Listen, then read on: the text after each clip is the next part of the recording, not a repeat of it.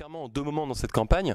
Le premier moment, ça a été un moment où les Républicains ont été vraiment en position défensive. Mitt Romney a été défini par les démocrates avant de pouvoir se définir lui-même devant les électeurs, ce qu'il ne faut jamais faire en politique. Il a été défini comme vraiment un homme d'affaires qui a réussi, certes, mais en délocalisant, en détruisant des emplois, avec des comptes offshore, bref, en se comportant comme un Américain un peu anti-américain. C'était donc une définition plutôt négative de la part de Barack Obama, qui ne s'est pas, lui, véritablement défini, mais en même temps, c'est un peu normal, quand on est président, on a moins besoin de se définir, ce qui avait été en revanche un enjeu essentiel compte tenu de son identité en 2008.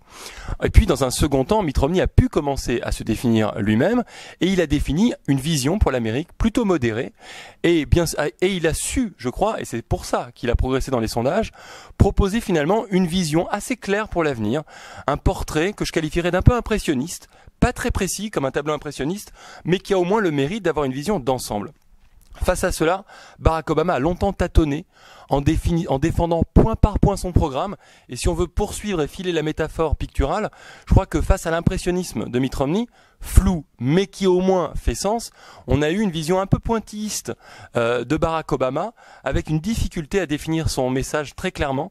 Et jusqu'à la fin de la campagne, je crois que c'est un enjeu essentiel pour Obama, à savoir quelle est l'Amérique que je veux pour dans 4 ans. Et ça, il a un peu peiné à le définir, d'où une campagne largement négative à l'encontre de son adversaire.